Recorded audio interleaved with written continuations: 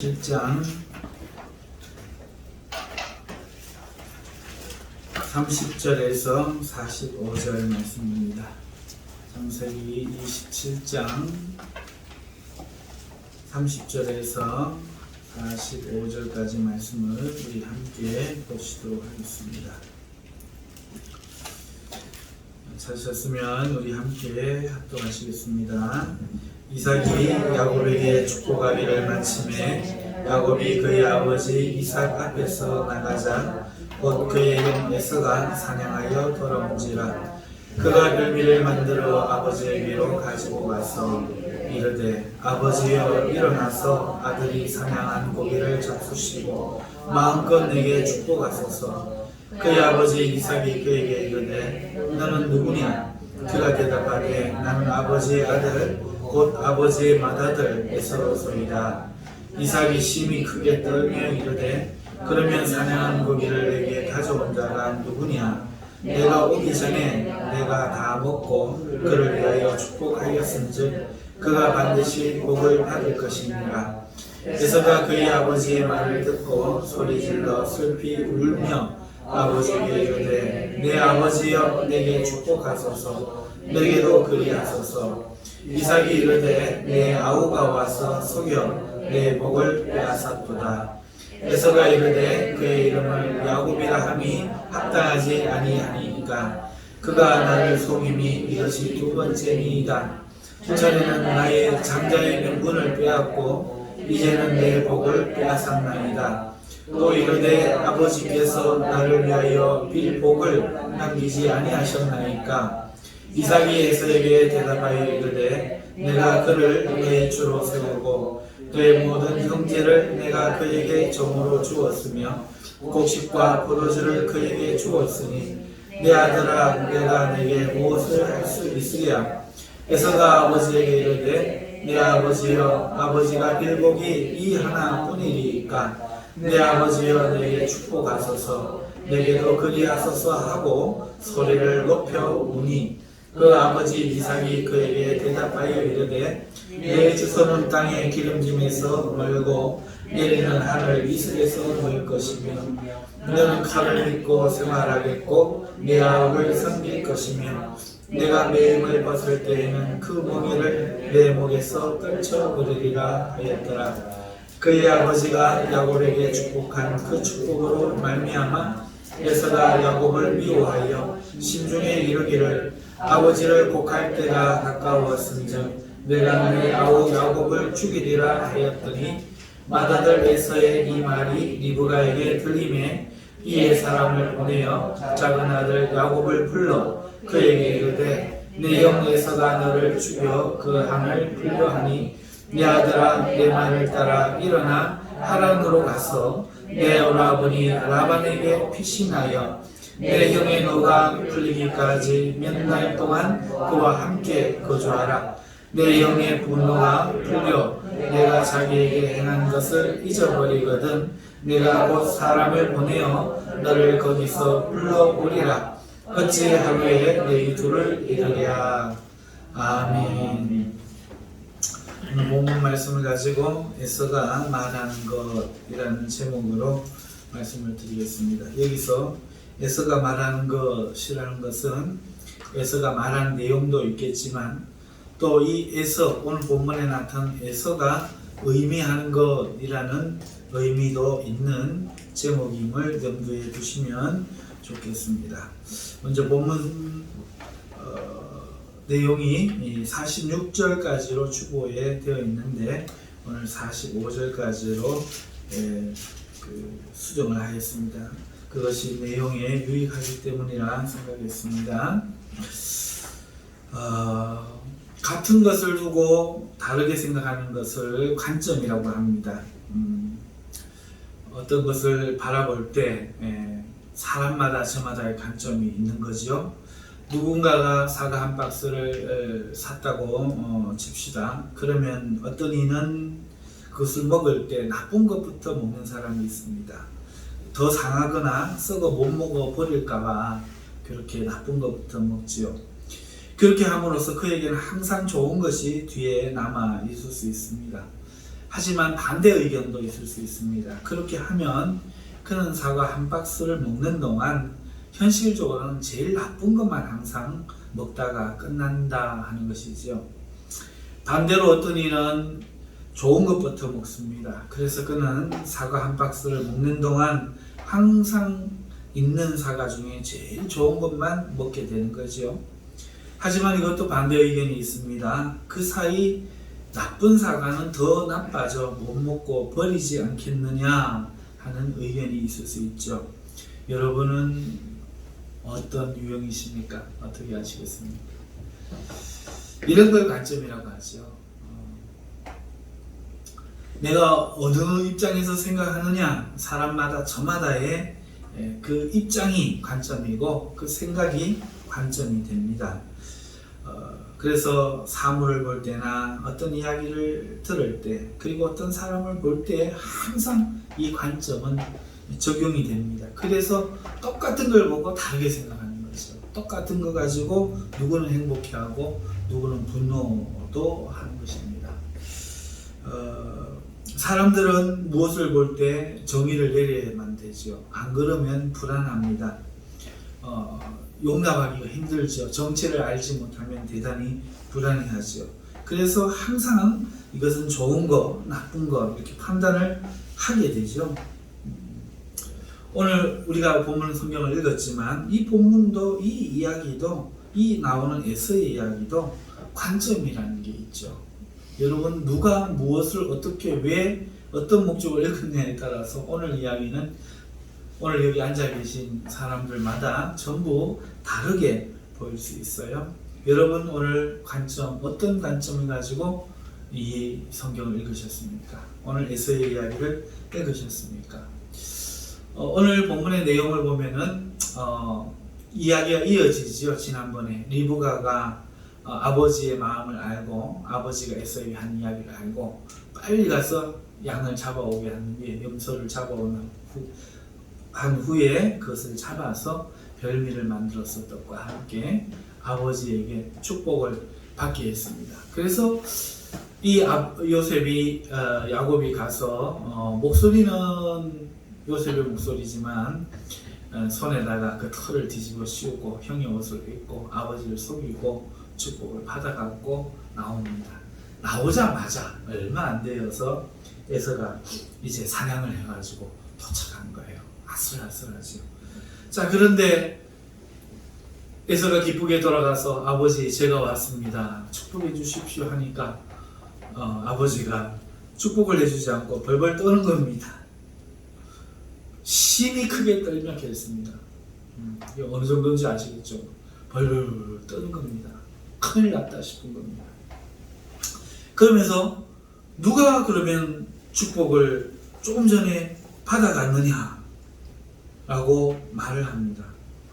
이 일이 사단이 난 것이 이제 아버지도 알게 되었고 에서도 알게 되는 거죠. 아버지가 이 축복을 물을 수 없다, 이 축복은 하나뿐이다 이렇게 생각을 한 모양입니다. 그래서 그가 축복을 받을 것이다 라고 하자 에서는 갑자기 이 상실감, 축복을 빼앗긴 듯한 이런 마음이 듭니다. 지금 저는 사실 여부를 말씀드리는 거 아닙니다. 그냥 이들의 반응을 이야기하는 겁니다. 자, 그러자 이것이 바로 어떻게 된 일인지를 안 아버지가 네 아우가 와서 속여 복을 빼앗았도다 이렇게 이제 이야기를 하자 에서가 참으로 분해서 그 이름을 야곱이라 함이 합당치 아니하니까 라고 말하면서 전번에는 나를 속여서 명분, 장자의 명분을 뺐더니 이번에는 내 복을 빼앗았나이다 이렇게 말하고 그를 죽이려고 합니다. 그 내용이 오늘 본문에 이제 드러나죠. 여러분, 이 이야기를 읽으면서 오늘 우리는 누군가의 관점, 오늘 등장한 사람의 관점에서 이 내용을 평가할 수 있겠지요. 볼 수 있겠지요.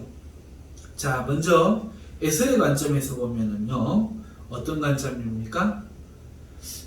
에서라는 사람은 쌍둥이입니다. 동생이 있죠. 그런데 전혀 닮지를 않았습니다. 정반대의 모습이죠. 이란성 쌍둥이이기 때문에 그렇습니다. 그런데 어려서부터 뱃속에서부터 문제더니 이 동생이 사사건건 자신의 인생에 아주 태클을 겁니다. 넘어서는 안 되는 것을 넘보는 거죠. 자기가 스스로 형이 된 것도 아니건만 그 형의 자리를 탐내어서 한 번은 자기가 사냥하고 난 육체의 연약한 배고픔을 약점 잡아가지고 장자의 명분을 훔쳐갔죠.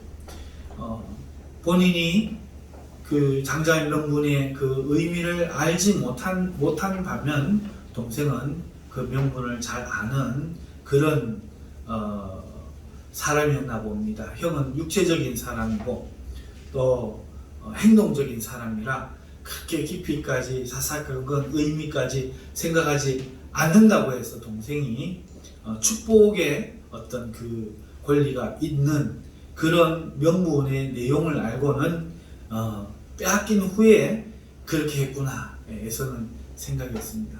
거기까지는 평상시에 얼마나 장자를 사모했으면 그렇게 했나 이해할 수도 있었지만 이제 더 큰 일이 터진 겁니다. 남의 걸 넘보면 안 되지요. 모략과 계략으로 빼앗으면 더더욱 안 되지요. 형제지간에 더욱 그러면 안 되지요. 그런데 아버지가 나에게 축복하겠다 했는데 그새 와서 축복 자체를 사기쳐서 빼앗아 가버린 겁니다. 얼마나 분했겠습니까? 얼마나 속상했겠습니까?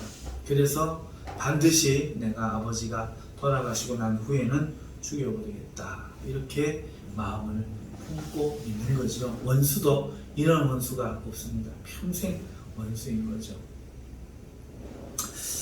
자, 이런 에서의 관점에서 보면은 야곱이라는 사람은 어떻지요?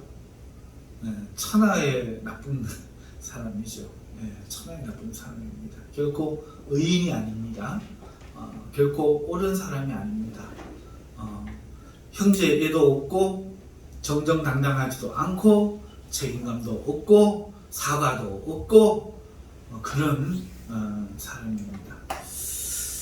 자, 이렇게 생각할 때 야곱이 복받고 야곱이 하나님 나라의 상속자가 되고 야곱이 하나님 사랑을 받고 천국에 가는 것에 대해서 여러분 어떻게 생각하십니까? 여러분을 야곱의 후손이라고 불리는 것에 대해서 어떻게 생각하십니까? 얍삽한 인간들이요. 자기를 거룩한 줄 알지만 사실은 얍삽한 인간들이요. 저와 여러분이 그렇게 평가되는 것에 대해서 어떻게 생각하십니까? 이렇게 생각하면 하나님을 안 믿어요. 세상 사람들은 알지. 하나님을 믿기가 어렵습니다. 이런 종류가 된다는 것이 마음에 안 들어요. 하늘을 우러러 한 점 부끄럼 없이 살다가 고고하게 죽고 싶은 게 세상 사람입니다. 이렇게 얍삽하게 해서 복을 얻을 바에는 차라리 복 없이 죽겠다 생각하는 게 세상 사람이죠. 에서의 관점은 어떤 관점입니까? 내 스스로 하나님 되겠다. 내 힘으로 하나님 되겠다. 내 스스로 일어서겠다. 한 사탄의 관점이기도 합니다. 자, 그러면 리브가의 관점에서 한번 보시죠. 여러분, 리브가의 관점에서는 오늘 이 이야기가 어떤 이야기일까요? 리브가의 관점에서는 오늘 이 이야기는 소망을 지키는 이야기입니다. 소망을 지키는 이야기. 리브가의 이야기를 들어보면 그 일이 드러나죠. 자, 일이 이렇게 벌어졌습니다. 물론 자기가 주도했고 계획했고 그 다음에 실행시켰지요. 모의한 사람이 리브가입니다. 그런데 그 일로 인해서 지금 에서가 동생을 죽이려고 하는 것을 보게 되었습니다. 자, 그런데 이것에 대한 리브가의 반응을 보십시오. 야곱에게 이렇게 이야기합니다. 내 아들아, 내 말을 따라 하란으로 가서 내 오라비 라반에게 피신하여 형의 진노가 풀리기까지 몇 날 동안 그와 함께 거주해라. 네 형의 분노가 풀려 내가 자기에게 행한 것을 잊어버리면 형이 화가 풀려가지고 에휴 그래 그 뭐 이러고 해버리면 내가 곧 사람을 보내요. 이제 리브가가 에서를 어떻게 생각하는지 보이죠. 몇 날만 되면 잊어버린다. 이게 짧아요. 감정적이고 격한 사람이지만 몇 년 갈 거라고 생각 안 합니다. 실제로 야곱이 가서 수십 년 있다가 왔는데 돌아올 때 에서가 어떻게 합니까? 군대를 이끌고 가는 거예요. 그죠? 자기의 부하 군대를 400사람입니까? 이끌고 갑니다. 그러니까 안 잊혀지는 건데 엄마는 어떻게 생각했는가 하면은 몇 날만 지나면 잊어버릴 거야. 생각이 없으니까 생각했는지 모르겠어요.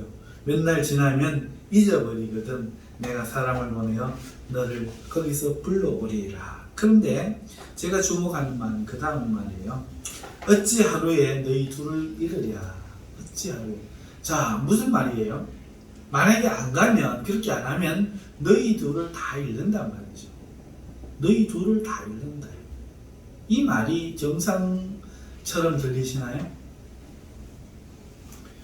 자, 에서가 자기의 생각대로 야곱을 죽이면 아들 며칠 잃습니까? 하나만 잃죠. 하나 에서는 그래도 살아있죠. 살아있는데 왜 둘을 잃는다고 하죠? 예? 동생을 죽인 아들을 용서할 수 없기 때문에 둘을 잃는다 그 뜻일까요? 자, 그 뜻일 수 있어요. 그 뜻일 수 있는데 그 뜻이 아니라 이미 에서는 리브가에게 있어서 아들이 아닌 것 같습니다. 아들은 아들이라도 아들 같은 아들이 아니라 아들이기를 거부하는 그런 아들인 것 같아요. 오늘 본문을 45절에서 끊었는데요. 리브가가 에서를 대하는 태도를 46절에서 볼 수 있어요.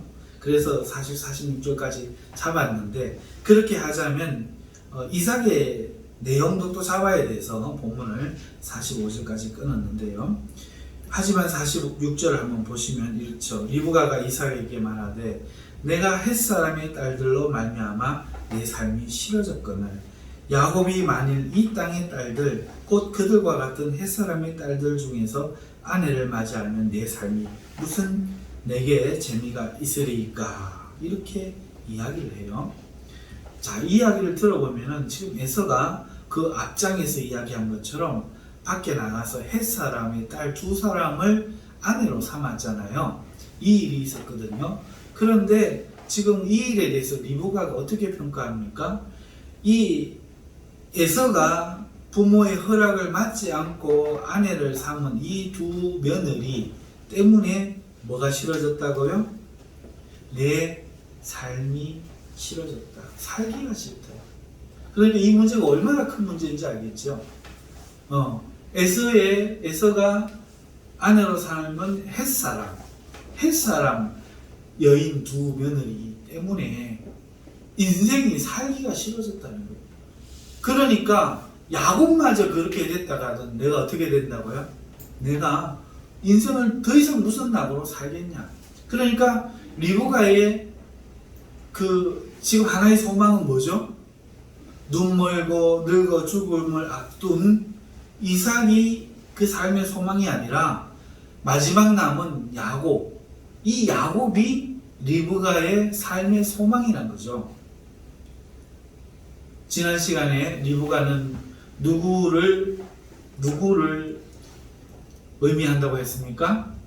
예수 그리스도. 왜 그 레베카가 말하는 의미가 살찐 소, 외양간, 그 다음에 밧줄, 아름다운 구속 이런 의미로 볼 때, 연합 이런 의미로 볼 때에 그 뜻들이 예수 그리스도가 우리에게 살찐 소가 되어지고 연합이 되어지고 우리를 아름답게 구속하는 것처럼 오늘 리브가가 그 아들과 연합하여서 그 아들을 위해서 자신을 희생시키고 그 저주를 자기에게 돌리고 이렇게 하는 내용들을 볼 때 그렇다고 말씀을 드렸잖아요. 그런데 이 리브가의 삶의 목적이 지금 삶의 상황이 어떤가 하니까 삶의 소망이 없어요.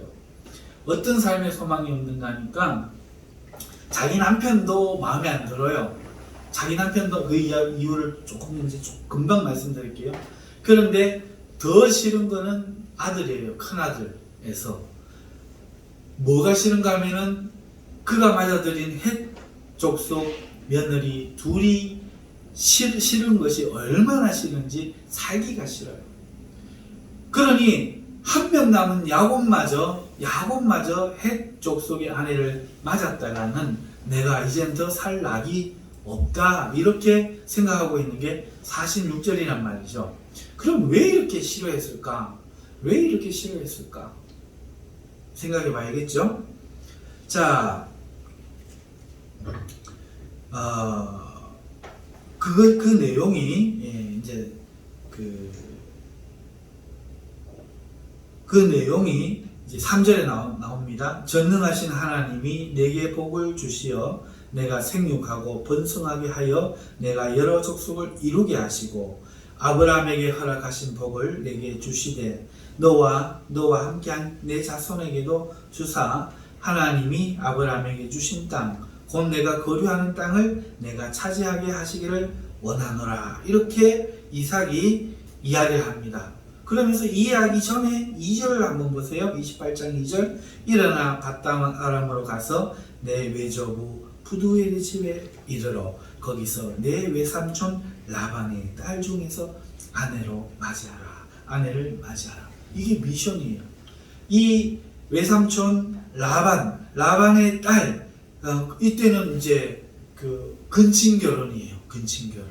그런데 이 근친 결혼을 지금 헷 족속의 결혼, 근친 결혼이 아니죠. 이방과의 결혼이죠. 그런데 이거와 지금 비교되고 있다는 거예요. 그런데 이 이방의 헷 족속은 결혼한 것은 너무너무 지금 싫은 거예요. 그런데 지금 외삼촌 라반의 딸에서 이 차이가 뭘까? 결혼하라는 이 차이가 뭘까? 전능하신 하나님이 내게 복을 주시어. 여기에 힌트가 있는 거죠. 그러니까 헷 족속은 하나님을 알지 못하고 그 땅에서 섬기던 그 우상들을 섬기는 영적인 토대를 가지고 있다는 거예요. 리브가는 반면에 하나님을 사랑하고 하나님을 기억하고 하나님의 복을 기억해서 여기까지 온 여인이에요. 한 여인이 처녀 때 결혼하기 이전에 하나님이 복을 주시어 복을 받아서 그 고향을 떠났던 그 아브라함의 종이 돌아와서 여인을 구한다고 할 때, 그 아들의 아내를 구한다고 할 때 과감하게 길을 떠났는데 그 이유가 하나님의 복을 받은 그 아들의 아내가 되기 위해서였어요. 그 민족 대대로 하나님을 알았기 때문이고 그 하나님이 복을 주신 자가 아브라함과 그 아들인 것을 알았기 때문에 그 하나님을 복을 사모해서 떠난 여인이, 그러니 하나님의 복의 내용을 우상으로 뒤집어 씌우고 자기의 그 복의 가정의 그 역사를 전복시키려고 하고 있는 그 헷 족속의 두 딸의 우상 섬기는 음란한 행위를 영적으로 볼 때 이것이 얼마나 그 심령에 괴롭겠냐는 거예요. 사람이 영적으로 안 맞으면 못 삽니다. 그것을 용납하고 좋아하는 그 아들이 얼마나 속이 상했겠냐는 거예요. 그러니 두 아들을 하루에 이룰 수 없다는 얘기가 이거예요. 내 아들이지만 내 아들은 하나님의 복을 얻어야 된다. 너마저 죽어버리면 복을 누가 얻으랴? 이 이야기인 거죠. 맞죠? 이미 에서는 복에서 제외가 된 거예요. 우상을 섬기는 아내를 두고 우상을 섬기는 아내의 말을 듣고 그 속에서 살아가는 거예요. 무슨 희망이 있겠습니까? 그러니 이미 한 아들은 있어도 잃어버린 거야. 자, 그러니 이제 나의 유일한 소망, 처녀 때 그 복을 쫓아서 아브라함의 그 아들의 아내가 되기 위해서 길을 나섰던 이 믿음의 여인 레베카, 이 여인이 가질 수 있는 유일한 소망은 바로 야곱밖에 돼 있는 거죠. 그러니 이 아들마저도 해족속 여인을 얻는다면 내 삶이 내게 무슨 재미가, 무슨 행복이 있겠나요? 무슨 소망이 있겠나요? 무슨 즐거움이 있겠나요?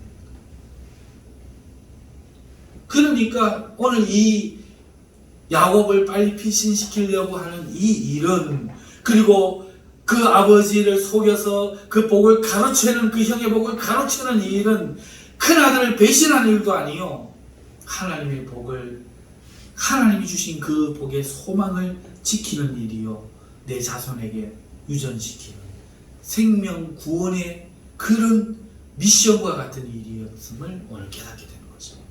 아, 리브가가 이래서 이랬구나. 어떻게 어머니가 돼서 자기 배에서 똑같이 낳은 그 두 아들을 하나는 편애하고 하나는 사랑하지 않는가, 우리는 생각하기 쉽지만 리브가의 마음속에 하나님이 있었기 때문에, 영적으로 달랐기 때문에, 그 영을 따라 하나님의 복을 사모하는, 하나님의 언약을 정말로 사모하는 그 리브가의 소망이 하나님께 두어졌기 때문에 이렇게 했구나. 육적으로는 아들이야. 그러나 육적으로만 이름만 있는 아들일 뿐, 엄마의 기쁨은 되지 못하는 아들, 이미 죽은 것과 다름없는 아들, 단지 마음 아픈 아들. 그러나 야곱은 좀 못나 보이고 남자로서 좀 부족해 보여도 이 아들을만큼은 어떻게든지 간에 살려서 하나님의 언약의 그 복을 쟁취해서 열국의 아버지가 되게 하는, 열방의 복의 근원으로 섬기는 그 복을 내가 받아야 되겠다 한 소망을 가진 그 아들이란 것이죠. 그래서 리브가의 관점에서는 소망을 지킬 이야기가 되는 겁니다. 그런데 보시죠. 이삭의 관점에서는 뭐죠? 심이 벌벌 떠는 거죠. 이게 뭔 일인가? 이게 뭔 일인가? 이삭 그러면은 예수 그리스도의 모형이다, 목사님들이 설교할 정도인데 왜 그렇습니까? 한 사건 때문이죠. 아버지가 모리아산으로 자기를 데려가서 자기를 잡아서 바치려고 할 때에 반항하지 않았다는 거예요. 반항을 할 수도 있었겠죠. 도망을 치면 어떻게 잡겠어요. 그런데도 아버지를 믿었는지 어찌 됐는지 간에 반항하지 않은 것이 너무나 신기해서, 마치 예수 그리스도가 잡혀갈 때에 반항하지 않고 끌려가신 모습이 연상된다 해서 이삭을 우리는 예수 그리스도의 모형이라고 생각하고 믿음의 사람이라고 생각합니다. 하나님도 역시 그렇게 생각하시는 것 같습니다. 나는 아브라함과 이삭과 야곱의 하나님이라 하십니다. 물론 실제 의미가 그와 부합하는지는 저는 생각이 조금 다릅니다만은 어찌됐든 그렇게 성경에도 표현되어 있습니다. 그래서 우리는 모두 그렇게 생각합니다. 하지만 한번 보십시오. 하나님의 뜻을 오늘 분별합니까? 하나님의 언약을 지킬 마음이 있습니까? 그저 전통적이고 가장적인 그런 생각 속에서 강한 아들을 사랑하고 좋아하고 자랑스러워하고 그 장자에게 그걸 물려줘야 된다고 생각하면서 자기 부인, 아내 리브가보다도 영적으로 눈어두고 있는 모습, 그런 모습이거든요. 자, 자기는 아버지의 약속의 아들 이삭으로 태어났단 말이죠. 엄마가 90세의 아버지가 100세의 자기를 낳은 기적의 아들이란 말이죠. 그러니까 가만히 있으면 이 땅이 자기의 그 언약이 자기 스스로에게 이어져서 자기 장자 에서에게 무난히 물려가고 그렇게 될 줄 알았단 말이죠.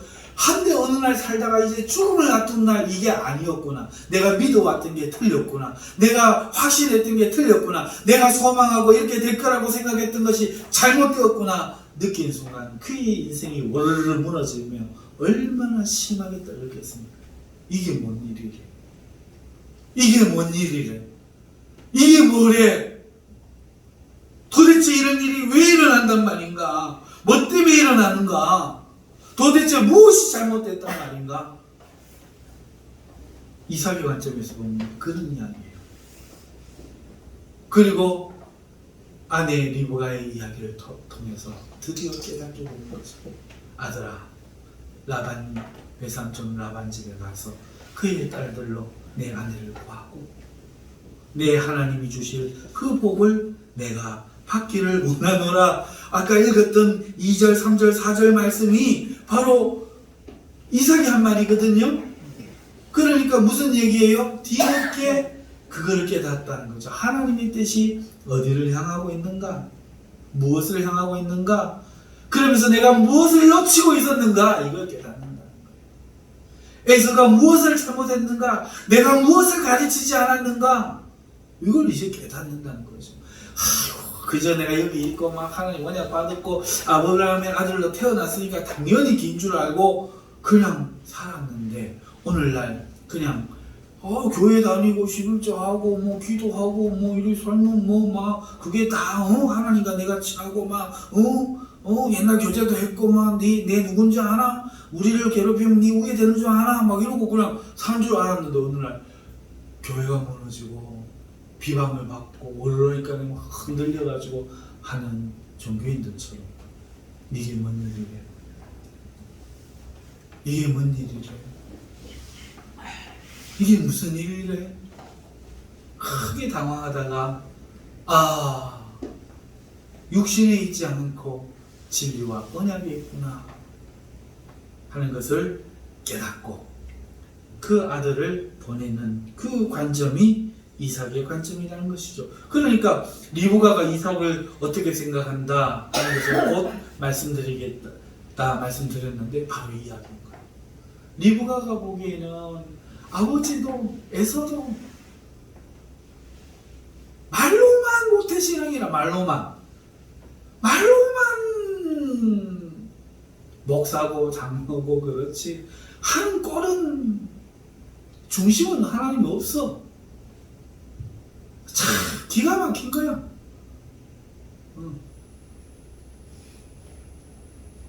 그러니 리브가는 속이 타는 거죠. 속이 타는 거예요 지금. 자, 여기까지 이제 지켜봤습니다. 관점들 재미있습니까? 나만 재미있습니까? 그러면 여러분 야곱의 관점은 뭐죠? 야곱. 자, 야곱의 관점에서는 자기는 형과 같은 그런 생활력이 강하고 그런 사람도 아니고 형에게 이길 수 있는 사람도 아닙니다. 하지만 장자도 아닙니다. 이것도 저것도 자기에게는 없는 그런 사람인 거죠. 이름만 써도 야곱 아닙니까? 너무 발꿈치랑 잡는 사람. 인생을 살려보면 이런 사람이 있죠. 늘 남에게 패나되고 말이지. 손가락질이 나오고 말이지. 그쵸? 자, 그런데 그 사람이 꿈을 꿉니다. 나도 한번 성공하고 싶다. 나도 한번 장자가 되고 싶다. 나도 한번 일을 하고 싶다. 복의 대상자가 되고 싶다. 꿈을 꿉니다. 그러면서 내 것이 아닌 것을 꿈꾸다가 그것을 자신에게로 탐했다가 지금 큰일이 난 입장입니다. 자신 하나로 온 가족이 엉망이 됐습니다. 아버지는 놀라 자빠지고 형은 자기를 죽이려고 그러고 자기는 집안을 쫓겨나야 되고 오늘날 그리스도인들이 이렇단 말이죠. 세상에 문제를 일으키는 거예요.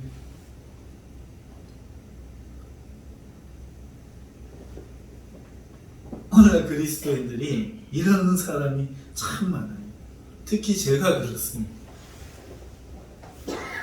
제가 그래요. 제 지역의 자랑이 아니라 정말로 모태신앙으로 태어났고 그랬지만 고아가 됐고 그 과정 가운데서 반항하면서 세상에서 방황할 때 참으로 하나님 그 이후에도 마찬가지예요.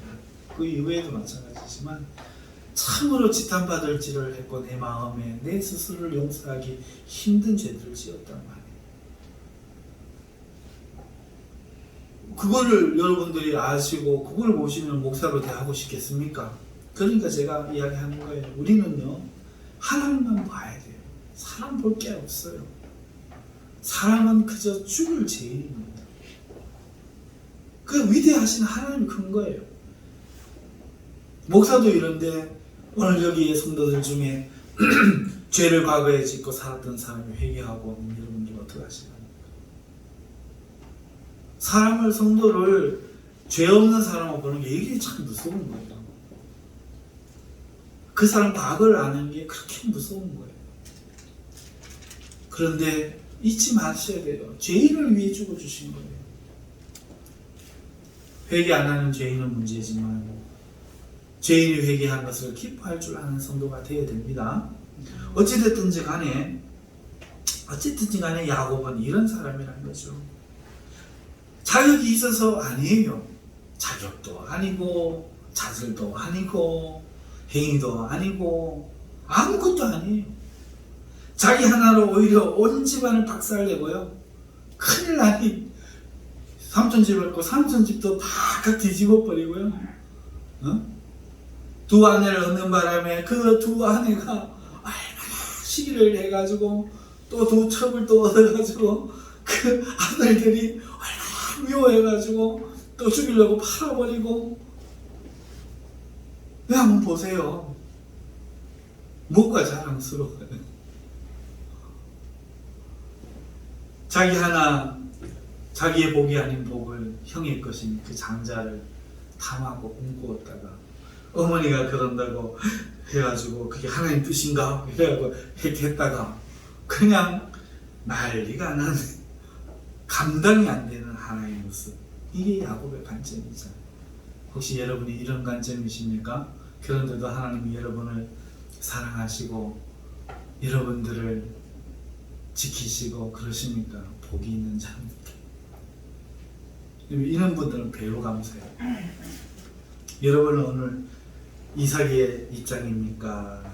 리브가의 입장입니까? 야곱의 입장입니까? 어떤 사람은 리브가처럼 내 삶에 소망이 없어. 무슨 소망, 애들 보고 뭐 하니까 남편 보고 하니까 이런 리브가가 막 공감이 가시는 분도 있을 거고, 어떤 분은 이삭이 공감 가시는 분이 있을 거고, 어떤 사람은 에서가 공감이 가시는 분도 있을 거예요. 그게 내 거였는데 오늘 내 삶에 억울해 죽겠어 하시는 분도 있을 거고, 각자만 이렇게 있겠죠. 우리의 관점은 뭐죠? 아니, 관심이 없습니까? 내 이야기가 아니잖아. 남의 이야기고, 뭐 성경에 있는 이야기지만 뭐 1시간 설교 듣다가 뭐 갈 이야기고, 뭐 딱히 나오고 뭐 상관이 있나? 뭐 아브라함의 후예이긴 하지만, 그냥 그렇다는 거지. 이렇게 생각하시는 분도 있을 수 있겠죠. 그러면 공감하기가 쉽죠. 사정이나 형편이 나랑 비슷한, 에서가 비슷하든지 이삭이 비슷하든지 야곱이 비슷하든지 리브가가 비슷하든지 그런 정도는 있을 수 있지만 뭐 크게 있을까 싶을 수도 있습니다. 자, 관점이 이게 다일까요? 여러분, 하나님 관점에서는 어떨까요? 하나님 관점에서는 어떨까요?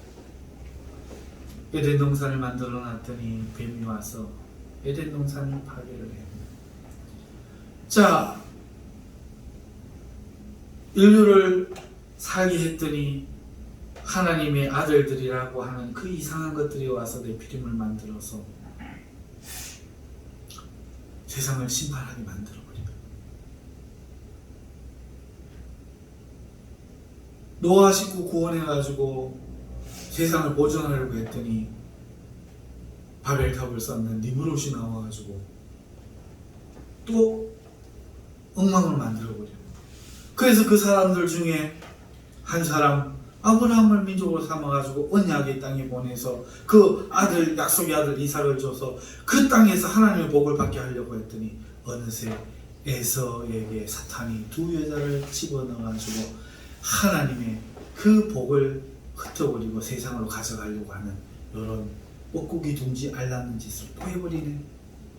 그런데 자기가 택한 복의 상속자 이상은 두 눈이 어두운 것처럼 영적으로 어두워서 보도 못하네. 하나님 입장에서는 어떨까요? 하나님 관점에서는 어떨까요? 이것들을 복을 줘야 될까요? 그런데 하나님이 예언하셨던 것처럼 누구에게? 이브, 하와에게 예언하셨던 것처럼 네가 자녀를 낳고 참고 인내하면 세상을 구원할 날이 이럴 것이다 한 것처럼 오늘 리브가가 하나님의 언약을 붙들고 참고 인내했더니 그 리브가를 통해서 야곱이 이제 드디어 하나님을 만날 때고, 거기에 산다고 해서 사는 게 아니라, 그 약속의 땅에 있다고 해서 하나님의 언약에 대해서는 게 아니라, 장소도 중요하지만 그릇도 중요하지만 본질이 되어야 되는데, 그 본질은 하나님을 만나는 거여야 되죠. 그런데 이 야곱이 이 사건을 통해서 베델에서 하나님을 만나고, 그 바단 아람의 세월 동안에 하나님을 체험하는, 하나님의 사랑을 경험하는 그 생활을 거치다가 다시 베델에 와서 다시 하나님의 그 제단을 쌓기까지 그 약복강 나루타를 건너서 하나님을 만나게 되는 그 일이 이 여정을 통해서 시작됐단 말이죠. 하나님 입장에서, 하나님 관점에서. 자, 만약에 우리가 오늘 하나님을 사랑한다면, 그래서 하나님 관점이 된다면 이 이야기가 우리와 관계가 있을까요, 없을까요? 관계가 있죠. 내 사랑하는 하나님이 지금 그 야곱이 나잖아. 그럼 나를 지금 살리기 위해서, 복의 그 상속자로 만들기 위해서 하나님이 조바심을 치면서 그 역사하시고 계획하시는 그 모습, 하나님이 느긋하게 만군의 하나님 다 아시고 막 그냥 걱정도 안 하시고 이렇게 생각하면 안 돼요. 하나님은 눈물도 흘리시고, 하나님은 웃기도 하시고, 근심도 하시고, 후회도 하시고, 그러시는 분이에요. 너무 우리가 하나님을 하나님 취급하면 또 안 돼. 하나님이 이 복을 주고 싶은데, 구원을 베풀고 싶은데 너무나 연약해. 자기가 나서면은 못할 일이 하나도 없는데 뱀에게 선전포고를 했잖아요. 내가 여인의 후손으로, 다시 말해서 사람으로 하리라 그랬기 때문에. 얼마나 아슬아슬한 이야기예요. 아브라함에서 이삭 때 내려가니까 3대째 가니까 끝나는 거야. 우리 대한민국 기독교가 3대째 가니까 끝나버리고 있잖아요 지금.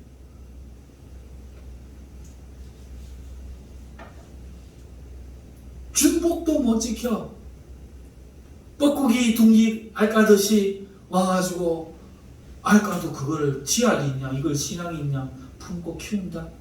원래 지 새끼 다 둥지 받고 쳐내고 수고하고 애쓴 거 날름날름 받아먹고 있어도 모르고.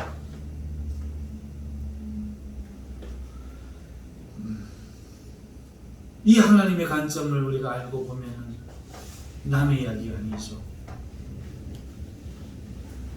자, 그런데 오늘 말씀의 제목이 뭐라고요? 에서가 말하는 것. 에서가 무슨 말 합니까? 내 복을 가로챘도다. 그러니까 어떻게 한다고요? 죽여버리겠다. 이렇게 죽여버리겠다. 자, 리브가가 누구를 상징한다고 했습니까? 예수 그리스도. 그러면 에서는 누구를 상징하죠? 사탄. 내 복을 가로채는 이 인간들 가만 안 둘 거야. 이 성도들, 교회들 가만 안 둘 거야.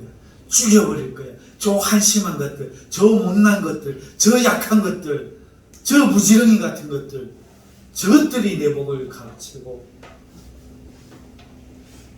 이렇게 지금 죽여버리겠다고 하는 거죠.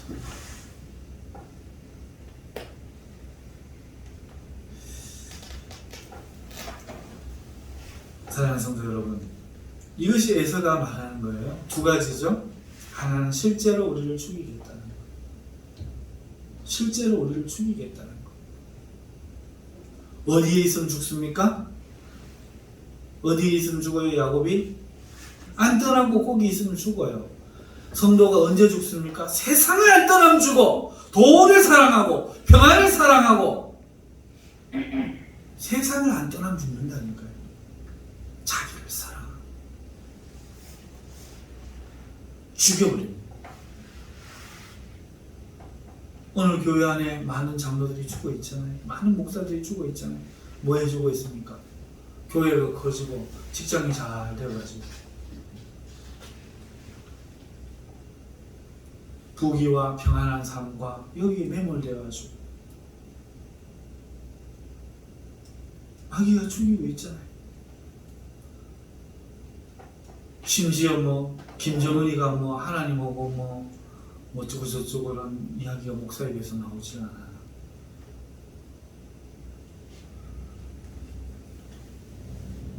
예수님이 이야기합니다. 내가 오늘 어찌 동시에 둘을 잃으랴. 우리가 떠나야 살아요. 우리가 떠나야 삽니다.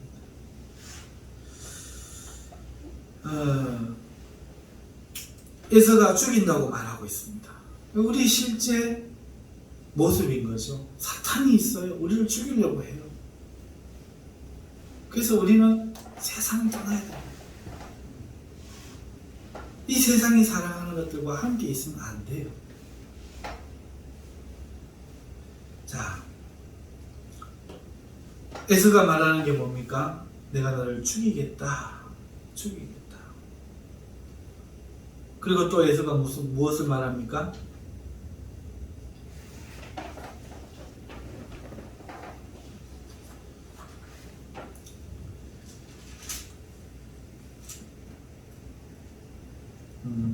제가 두 번째 것까지 미리 한꺼번에 다 해가지고 내 것을 빼앗아갔다 죽이겠다 이 두 가지를 한꺼번에 지금 다 이야기를 한꺼번에 해버렸네요. 그래서 이 사탄의 분노를 알고 에서의 분노를 알고 오늘 우리는 마음을 놓아서는 안 돼요. 마음을 놓아서는 안 됩니다. 오늘 우리는 세상을 떠나서 그 바단 아람에 가서 오늘 우리 하나님의 형제들과 함께 하면서 여기에서 내 삶을 구원하는 일에 힘을 쓰고 애써야 되는 것이죠. 나그네 생활을 해야 되는 것입니다. 하나님을 체험하면서 다시 하나님 앞에 하나님의 약속된 땅에 돌리기까지 믿음으로 붙잡아야 됩니다. 그리고 약복나루터에서 그 하나님의 축복을 사모해서 이스라엘이란 이름을 얻기까지 오늘 우리는 이 신앙의 여정이 남아있는 사람들인 것이죠. 그 이야기가 이제 뒤로 계속 이제 펼쳐질 터인데 그 이야기를 하나하나 우리가 다 아는 이야기지만 창세기 강의를 하는 동안에 따라가면서 요셉의 이야기까지 살펴보면서 동시에 구원과 하나님 나라와 우리의 모습들을 이해하는 시간이 되었으면 좋겠습니다. 그저 믿음을 선포하고 이렇게 하는 것보다도 강의 시간에는 성경 전반에 걸친 그 뒷 배경과 의미들까지도 조금 이렇게 들추어서 가능하면 우리 성도들에게 설교를 함으로써 하나님과 나 자신을 아는 일에 우리 믿음을 아는 일에 이해의 복을 넓히고 사고의 복을 넓히고 하는 일에 제가 뜻을 좀 두고 있습니다. 여러분도 그래서 설교가 우리가 알고 있는 그런 익숙한 그런 형태가 아닐지라도 여러분 우리가 뭘 알아가고 뭘 어떻게 하겠어요, 그죠? 하나님을 안다는 게 그게 힘이에요. 그게 은혜입니다. 여러분 그렇게 생각하시고 오늘 우리의 모습 속에 혹시나 이삭은 없는지 에서는 없는지 살펴보면서 우리를 늘 점검해 나가시고 우리를 사랑하시는 그 하나님을 늘 바라보며 그 언약을 늘 새롭게 마음에서 갱신하실 수 있는 우리 모두가 되기를 주님의 이름으로 축원합니다. 그러면서 우리의 원수 마귀가 있다는 것을 잊지 마시고 세상에서 속히 한 발이라도 걸치고 있으면 탈출하시는 여러분 되시길 바랍니다. 기도하겠습니다. 거룩하시고 자비하신 하나님 감사합니다. 오늘도 우리에게 말씀으로 새롭게 하여 주시고 성령으로 함께 하여 주옵소서. 주의 이름으로 두세 사람 모인 이곳에 오늘 주님이 함께 하심을 믿사오니 주여 마귀의 일을 멸하여 주시고 마귀의 묶은 것들을 다 풀어주시고 닫혀졌던 분들이 다 열리게 하시고 영이 밝아져서 하나님을 보고 찬미하는 우리 성도들 다 되게 하여 주시고 질병을 치유하여 주시고 삶의 문제들을 해결하여 주시옵소서. 예수님 이름으로 기도하옵나이다. 아멘.